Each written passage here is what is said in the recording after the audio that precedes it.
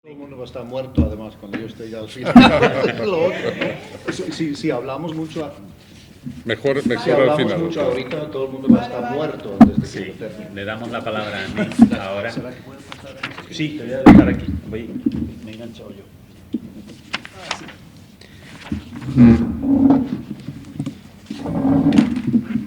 Unas pequeñas palabras de presentación que me han proporcionado sobre Nick Morgan, que como ya sabéis es profesor en la Universidad de Newcastle, en el Reino Unido. Es también director del Centro de Estudios sobre América Latina y el Caribe de esa misma universidad. Antes pasó por Colombia, por Bogotá, en la Universidad de los Andes. Es etnógrafo, analista del discurso y ha publicado sobre multitud de temas: nacionalismo en Colombia, narconovelas, últimamente también la participación ciudadana, y bueno, últimamente ha incorporado el documental como formato de investigación a su trabajo. Además, creo que también percibe en la actividad investigadora cierta tendencia hacia lo detectivesco, esa cosa, ese placer en indagar en la vida de la gente, ¿no? Y además es un gran Ser paseo. metido, sí. Así que adelante, Nick. Él nos va a hablar sobre, siendo pregunta a su título, más allá de las políticas de identidad. Así que, Nick, Bueno, son todos tuyos. gracias, muchas gracias. Gracias por la presentación. Es un placer estar acá. Sobre todo, pues, un agradecimiento a Débora por haberme invitado. Yo conocí a Débora cuando estaba en su estancia en Newcastle, donde entablamos toda una serie de conversaciones sobre lo que son los estudios culturales, pues para mí y para los colegas que trabajamos en la temática allí. Y bueno, pues se dio esta posibilidad de estar en este congreso, que pues es un congreso un poco habitual además, ¿no? Porque combina no solamente las presentaciones, digamos, académicas, sino también pues toda una cuestión de actuaciones, de presentaciones, de intercambios y de relaciones pues con la comunidad más amplia. Y yo diría que pues ahí está un poco el espíritu de lo que yo entiendo por los estudios culturales. Y obviamente lo que voy a hablar ahorita es sobre mi propia experiencia como docente e investigador con los estudios culturales. Y ustedes verán si eso tiene si tiene alguna relevancia para ustedes, ¿no? Si hace eco con algo. Débora me había pedido que hiciera como un recorrido por todo lo que se ha hecho aquí, pero eso realmente es imposible de meter todo ahí en un solo costal. Pero lo que se nota ahí es precisamente la amplia gama pues, de temáticas que pueden venir bajo, digamos, el paraguas de estudios culturales. Pero aún así yo voy a dar digamos, una imagen un poco más, bueno, idiosincrática, pues, de lo que yo entiendo por estas cosas. Bien. Ahora, pues es un recorrido personal, como les digo, y mi título tiene que ver con la cuestión de la identidad, ¿no? Entonces todo el mundo te pregunta, pues, pero vos quién sos, ¿no? O tú quién eres, o usted quién es. Y entonces pues es un recorrido personal, ¿verdad? Todo el mundo te pregunta. Y en la academia es fundamental hoy día, ¿no? De alguna manera justificarte, ¿no? Justificarte como sujeto, lo cual voy a problematizar un poco, ¿no? Ahorita. Pero en fin, pues para que sepan, ¿no? Pues yo soy de Nice, de Gales, del sur de Gales. Pues de por sí ya tengo una identidad compleja y problemática, ¿cierto? Porque no soy inglés. Pero igual nosotros no sabemos quiénes somos realmente en muchos sentidos, ¿no? Hay una crisis de identidad allá. Un pueblo que mira hacia el año 500 no sé qué, ¿cierto? Cuando toda la isla era nuestra. Antes de la llegada de los alemanes, es decir, los ingleses, ¿cierto? El otro lado. Tiene sus problemas, ¿verdad? Tiene sus problemas lingüísticos también, ¿no? Con el manejo del idioma, cuando la mayor parte de la población allá no lo utiliza diariamente, etc. Entonces, hay toda una cuestión ahí, ¿no? Compleja. Y mi madre era inglesa, también una cosa que yo tenía que esconder en el colegio, ¿cierto? Claro. pasé a Manchester. En Manchester yo fui estudiante, fui un literato, como dicen los colombianos. O sea, mis estudios fueron en lenguas modernas, pero básicamente en aquel entonces era literatura, ¿verdad? Pasé todo el tiempo leyendo novelas y obras de teatro y poesía, lo que no hacen hoy los estudiantes, ¿verdad? Lean estas 2 novelas por la semana entrante, eso ya no se da, ¿no? Pero en aquel entonces era así. Pasé un tiempo en España en los 80, principios de los 80, entonces mi imagen de España es desde un país que ya no existe, ¿verdad? De la movida y todo eso, ¿cierto? Yo pensé, ¿a dónde he llegado? Este lugar es fascinante, ¿cierto? Es como, bueno, me siento ya en casa, por primera vez estoy en un mundo donde todo es un poco, de pronto el caos personal se veía un poco en el caos de la sociedad del momento, pero en cierta libertad también, ¿no? O sea, en ese afloramiento de muchas cosas después de la dictadura. Y luego pasé a Bogotá, ¿verdad? Entonces, ¿cuál es mi identidad? ¿Verdad? O sea, yo paso por todas estas cosas y lo que voy a problematizar un poco ahorita es esa tendencia a buscar siempre un rótulo, ¿verdad? O sea, tiene que conocerme, ¿cierto? En fin.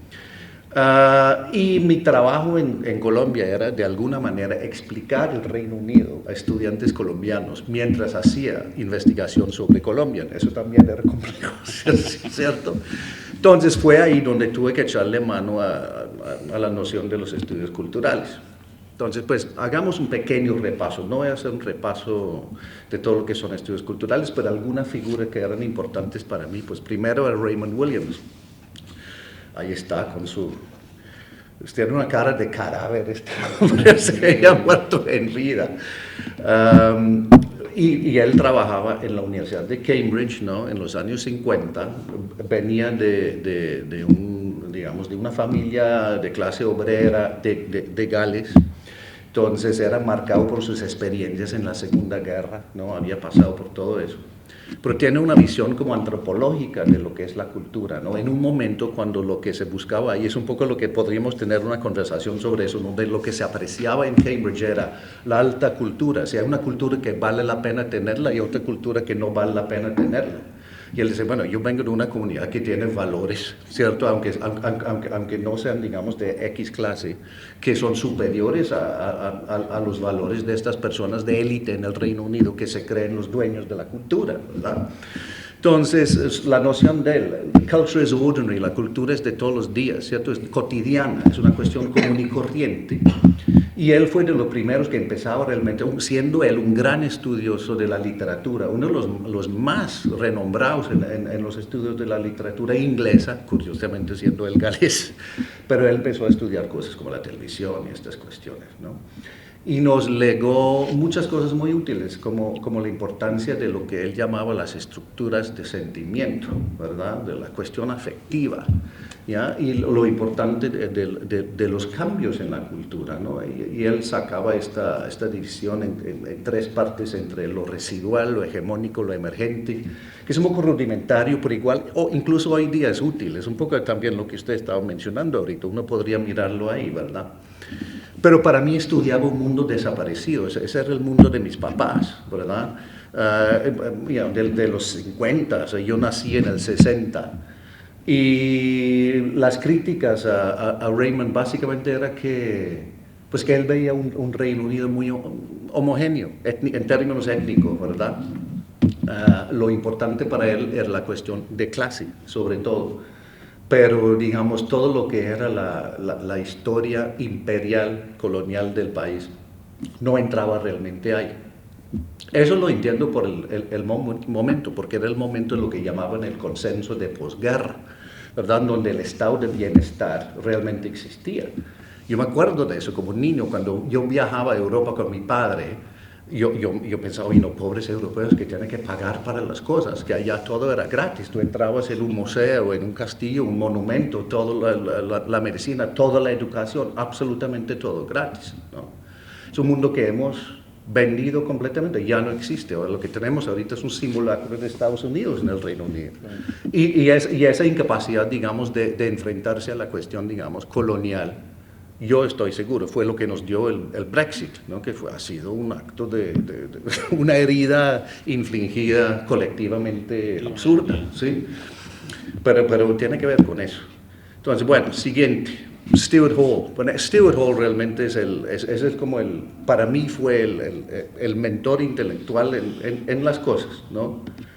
Jamaiquino, un Rhodes Scholar, que es una ironía, ¿no? Porque esa es una beca que viene con título de uno de los mayores perpetradores de violencia colonial que ha existido, ¿no? Cecil Rhodes, que dio el nombre a Rhodesia, que es Zimbabue, pero igual llegó allá bajo ese programa.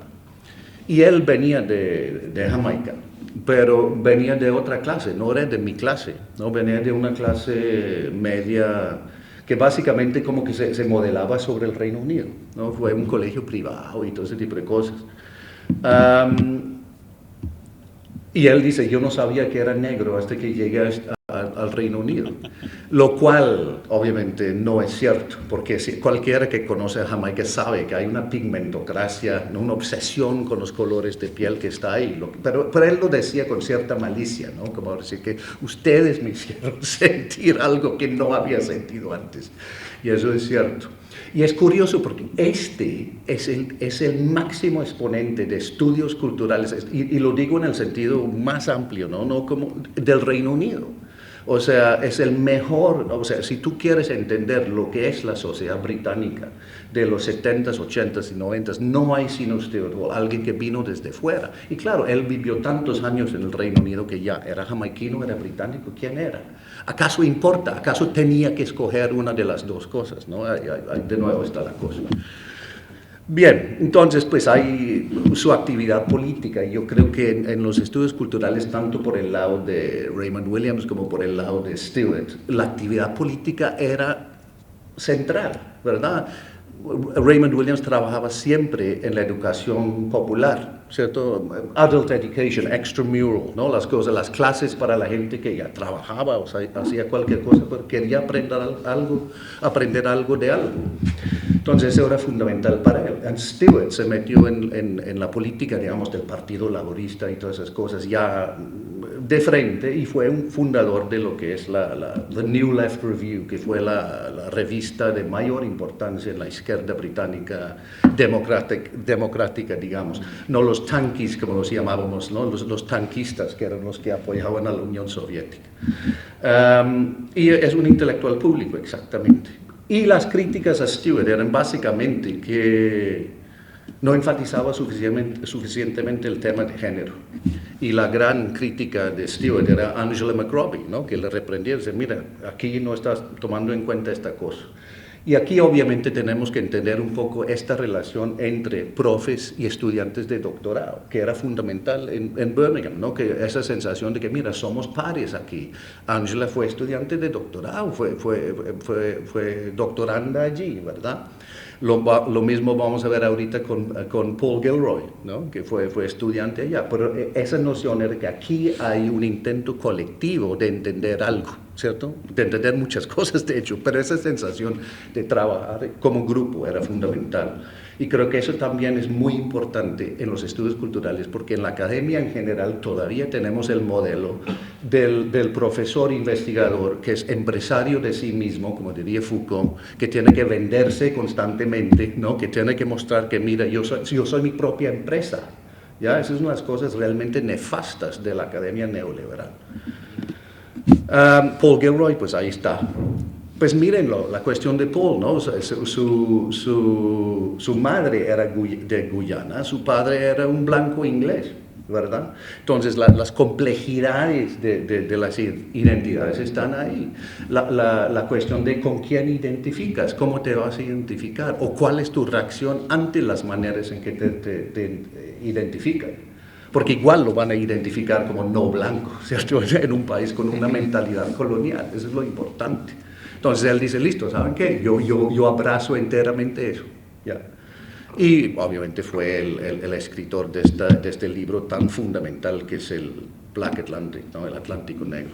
Paul Willis, otro miembro de ese grupo, ¿no? El que hizo la etnografía más conocida de esa época, donde se metió con estudiantes de clase obrera para intentar entender por qué ellos nunca seguían con la educación. ¿no? El título es genial. ¿Por qué los muchachos de clase obrera consiguen trabajos de clase obrera? Y fue una etnografía brillante, realmente brillante. De nuevo, Angela va a venir a decir, el problema es que tú te metiste únicamente con los muchachos, ¿ya? Con las mujeres no, tú no lo hiciste. Y tenía razón, ¿no? Pero claro, como mucha gente dice, bueno, solamente soy yo, ¿no? No tengo todo un equipo. Pero había una crítica importante ahí donde él no tomaba en cuenta el papel de la mujer. Todo eso, bueno, en fin. ¿Qué podemos decir, digamos, en términos más generales sobre los estudios culturales británicos? Primero, no es una disciplina, es un proyecto político. Y Enrique, pues tú estabas hablando de un proyecto político también. El tema es que pues, habría que pensar, pues, ¿cuál es? ¿Cómo vamos construyendo el proyecto político, verdad? Hay críticas a este modelo también. Mi colega John Beasley Murray, que es uno de los estudiosos más conocidos de la literatura latinoamericana, trabaja en la Universidad de British Columbia en Vancouver. Él dice que el problema con los estudios culturales es que tiene esta obsesión con lo popular. ¿Ya? Y él escribió un artículo que era para unos estudios culturales impopulares, que me gusta el título, porque por lo menos como vuelve más compleja la cosa, ¿no? O sea, esto es lo importante.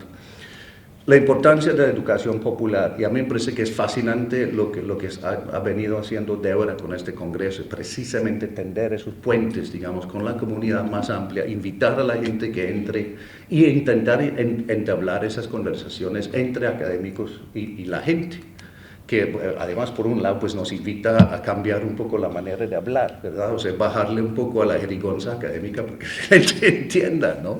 qué es la cuestión, sin obviamente perder el sentido, ¿no? Que es un reto.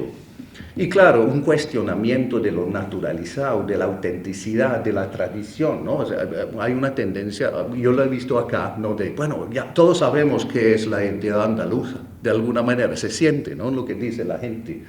Pero obviamente pues la identidad andaluza es algo que está en juego todos los días, ¿cierto? Es algo que se reproduce, se va cambiando, es una cosa que a veces está bajo amenaza, un tipo de amenazas que ha venido pues comentando Enrique, etc. Entonces, esos son como batallas cotidianas que hay que dar, ¿no? Y son cosas que siempre están ahí en movimiento, ¿verdad? Y no es que yo quisiera como quitarle a la gente la importancia de su tradición, no, ese no es el punto, pero es que hay que entender que la tradición siempre viene siendo reinventada por cada generación. El pasado cambia, la manera de entender el pasado cambia, y eso también me parece clave. Bueno, institucionalización, y aquí entramos en la parte un poco más espinosa, ¿no? O sea, ¿cuál es el papel de los estudios culturales dentro de la academia, dentro de las universidades? Pues en el Reino Unido hubo ese centro en Birmingham y eso fue básicamente todo. Lo apagaron y lo acabaron, perdón, no lo acabaron y lo acabaron a propósito por problemas, digamos, disciplinares. Stewart acabó como profesor, ¿no? Como catedrático, como dirían ustedes aquí, de sociología en la universidad abierta y a distancia. Entonces, es una cosa como que desentonaba como actividad generalizada dentro de la universidad, pero ha sido de alguna manera absorbida tanto por la sociología como por la antropología, que de alguna manera ya son estudios culturales todos. Uno mira las referencias que hay, pues siempre son las mismas referencias, ¿verdad? ¿No? Yo creo que yo diría que en las humanidades es un poco más el orden de referencias que está utilizando ahorita Enrique, ¿no? de la posmodernidad, de Lyotard. Deleuze, de hecho, no cabe mucho en estudios culturales, ese es el punto. John Beasley Murray quiere recuperar a Deleuze, ¿no? Ese es el punto. Pero sí, o sea, contamina de alguna manera las otras disciplinas, pero a la vez yo creo que pierde su poder político en la universidad neoliberal, por decirlo de alguna manera, ¿no? Cuando pasa a Estados Unidos, la crítica de Hall es que aquí sencillamente se volvió una cuestión de identidades, políticas de la identidad, y ahorita voy a explicar un poco lo que quiero decir por eso. Obviamente la identidad está ahí, claro que hay un debate sobre eso. Uno podría leer el texto brillante de Rogers Brubaker cuando dice que la identidad ya no sirve, o sea, no utilicemos esa palabra, no sirve para nada, porque hay tantas cosas que nosotros metemos en ese costal que se llama identidad que el término ya no nos sirve. Yo les invito a leer ese texto, es bien interesante. Rogers Brubaker. Entonces, Hall dice, mira, el problema aquí en Estados Unidos se volvió un gesto político, ¿cierto? Un simulacro de lo político, ¿verdad? Donde lo que se busca siempre es reclamar la diferencia, ¿cierto? Reclamar los derechos de grupos minoritarios marcados por la diferencia. Pero sin tener realmente una crítica estructural más profunda. Pues en Estados Unidos no se puede hablar de clase, no se puede hablar de clase todavía hasta el día de hoy. No lo veo en los textos de los norteamericanos una cuestión de clase, no. Vedado, ¿no? Como una ceguera total. Podemos hablar todo lo que quieras de feminismo, de antirracismo, de cuestiones de género, ya, de identidades sexuales, lo que quieras, pero clase no, o se banaliza, pero en términos generales no se puede hablar de eso. Y hay mucha gente hoy día, por ejemplo, aquí está el ejemplo de Eduardo Restrepo, que es, pues, yo diría el antropólogo más importante colombiano hoy día, que él me sorprendió, eso fue hace poco, que me dije, ¿sabes qué, Nick? Yo estoy hasta acá de estos estudios de comunidades morales que resisten, ¿no?, heroicamente contra algo. Primero, ¿cuál es la resistencia? ¿Sí? Porque si todos los antropólogos nos vienen diciendo, ay, mira, fantástica estas resistencias, mira estas mujeres de clase obrera, mira esta gente afro, luchando. Si la cosa es tan color de rosa, ¿por qué es que estamos todavía, bueno, discúlpenme la palabra, jodidos? ¿Cierto? Porque vamos de mal en peor, ¿verdad? O sea, por donde quiera que uno mire, pues la derecha vuelve a surgir, ¿cierto? La intolerancia está por ahí, por todos lados, ¿verdad? Y en términos del manejo de la economía, vamos cada vez peor, ¿no? Desde el Reino Unido estamos volviendo a los años 30, son niveles de pobreza de la gente. Entonces, ¿cómo es que vienen todos estos sociólogos y antropólogos para hablar en estos términos? Ay, todo bien, mira la resistencia. ¿Pero de quién es contra qué? Es porque inventaron unas comunidades morales y esas comunidades siempre son pobres, ¿verdad? Los ricos no tienen comunidades, los pobres tienen comunidades. Igual que los pobres tienen territorios, los ricos no tienen territorios, ¿no? No necesitan territorios, ni necesitan participación, que fue otro tema que yo trabajaba. Tienen política, esa es otra cosa, ¿ya?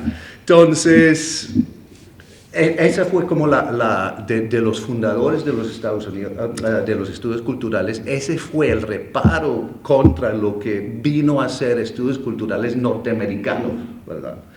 Que hay una reificación de las entidades. Paul Gilroy, el señor que escribió The Black Atlantic, él regresó hace poco de Estados Unidos al Reino Unido y hay unas entrevistas bien interesantes con él, porque mira, yo ya no podía hablar de eso allá. Stewart y nosotros pasamos todo ese tiempo en los años 70, 80 deshaciendo la noción de la raza, para decir que es una construcción, es algo falso realmente, ¿no? Sí, claro, como diría Charles Mills, it's a social ontology, ¿ya? Es una ontología social, claro, es algo que existe muy claramente con efectos concretos bien fuertes, pero igual es un invento para que allá ellos lo convirtieran en lo único que cuenta. Bueno, tú te defines según esa identidad, ¿verdad? Entonces, claro, eso es altamente preocupante en un contexto académico donde tenemos que mirar las complejidades. Nelly Richard, crítica cultural chilena, ella lo dijo hace muchos años, en los años 90, y un poco largo esto, lo pueden leer. ¿Cómo vamos a tiempo? No, hay tiempo. El activismo de las políticas de representación de los grupos de identidad minoritarios, latinos, chicanos, negros, feministas, homosexuales, etc., también ha simplificado la cuestión de la identidad y de la representación, al someter generalmente a ambas a una tiranía de la ilustratividad, que obliga a sus producciones de textos a la formulación monocorde de una condición de sujeto predeterminado. el discurso de las identidades minoritarias y de sus políticas de representación ha terminado por someter cuerpos y textualidades a la consigna pedagógica de una diferencia que casi siempre debe hablarse en tono reivindicativo y militante. Ustedes ya saben, o sea, hay muchísimos, bueno, yo he cometido estas cosas también, mucho, ¿no? O sea, un texto, cuando tú sabes al final va a decir, oh, qué terrible esto, ¿no? Mira toda la discriminación que incluye esta cosa, con una tremenda falta de complejidad. Y además con un tipo de lo que en inglés llamarían un self-righteous, ¿no? O sea, estoy completamente seguro de mi propia superioridad moral, ¿no? Al hacer ese tipo de reclamos. Y esa se ha vuelto un poco la tónica de muchísimas cosas que se han venido publicando en el contexto álbum. Bueno, lleguemos al grano, ¿no? Entonces, esto, ¿qué relevancia tienen estos debates para este contexto? Pues yo no sé, pero puedo comentar un poco desde mi experiencia de ver estos debates desde Colombia, porque va aterrizando en Colombia en los años 2000. Débora dice, pues aquí deberíamos tener estudios culturales. Está bien. Miremos a ver un poco cómo fue lo que pasó en Colombia con esto, ¿no? Entonces hubo una institucionalización. Hay más cursos de estudios culturales en Colombia que en el Reino Unido, curiosamente, ¿no? Se veía claro como un tipo de imperialismo intelectual, por un lado, ¿no? Bueno, y yo lo entiendo, no estoy diciendo que esa crítica esté completamente desprovista de razones de ser, pero a la vez es un poco irónico, porque yo creo que América Latina es de los lugares más europeos que conozco. Yo hice la maestría en Colombia. Fue en Colombia que me pusieron a leer La Divina Comedia.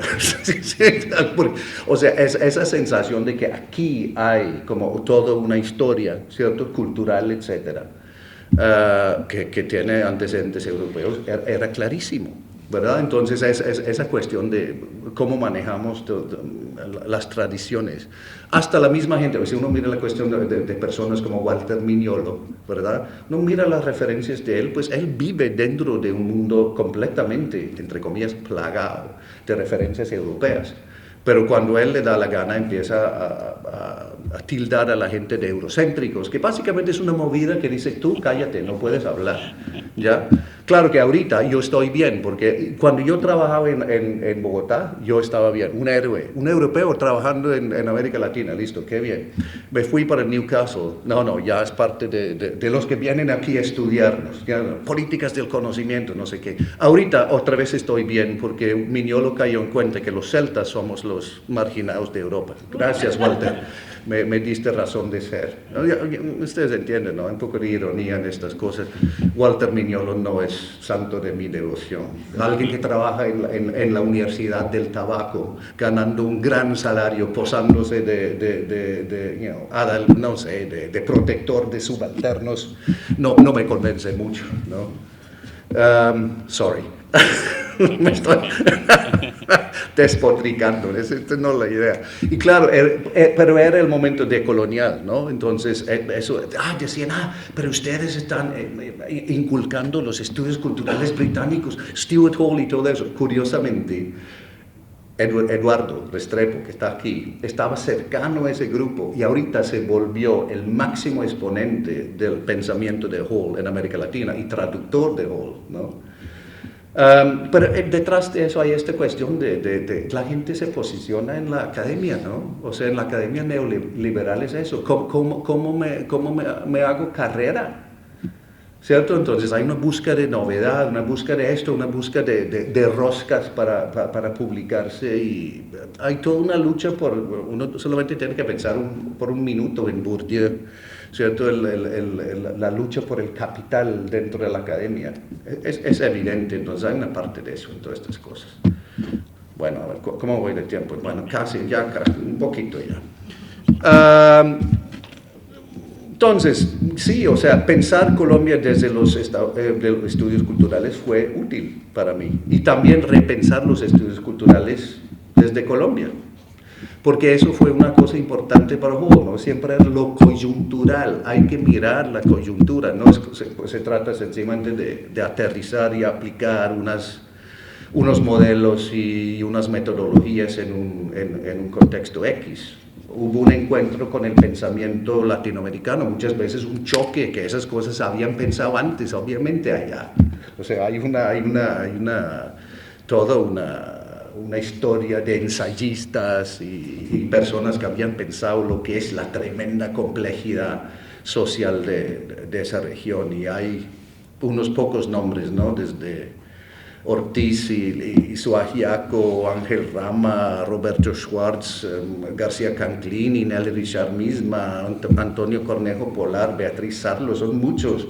Y también Manuel Zapata Olivella, un afrocolombiano que fue durante muchos años terriblemente olvidado. Y Jesús Martín Barbero, español, él, que vivió toda la vida en Colombia, es uno de los maestros de los estudios culturales. Entonces yo creo que realmente la utilidad de los estudios culturales en Colombia para mí era su énfasis en la complejidad, en la coyuntura y en lo que aquí pongo como the messiness, ¿no? Lo no claro, lo oscuro de todo, ¿verdad? O sea, la dificultad de llegar a conclusiones, que les digo yo, demasiado facilistas sobre los fenómenos sociales, sin perder de vista lo político. Ahora, con esto termino. ¿Cuáles son los retos que nos ponen los estudios culturales, ¿no? Bueno, uno sería cómo construir un proyecto político dentro y fuera de las universidades. ¿Cómo hacemos que la universidad realmente cumpla con la carreta que siempre sale, ¿no? En los intentos de vender las universidades? ¡Ay, tenemos una misión cívica! O cuando tú vas a Newcastle, from Newcastle for the world. Desde Newcastle para el mundo, y ve tú a intentar pagar a alguien que está trabajando contigo en un país de esos, ¿cierto? Donde no manejan la moneda, no lo pueden hacer. Tú tienes que, cada vez que viajes, tienes que llenar un risk assessment form, que para mí es racista, ¿no? Una asesoría de riesgos, porque afuera es peligroso, ¿cierto? ¿No? Entonces, ¿cómo pueden conciliar esas dos cosas? Entonces yo creo que nos toca a nosotros los académicos desde abajo intentar por lo menos pelear con esas cuestiones. ¿Y cómo definimos un proyecto político que no sea únicamente de orden, qué sé yo, intelectual, ¿verdad? ¿Cómo hacemos una cosa que realmente incluya a los actores sociales que están alrededor? ¿Y cómo podemos construir un futuro? De nuevo, es algo que Enrique estaba mencionando ahorita. O sea, ¿cuál es la gran diferencia? Ya no hay futuro, ¿verdad? ¿Cómo es el futuro para ustedes? Oscuro, ¿verdad? Sombras, ¿no? O sea, nubes en el horizonte, no hay sino eso.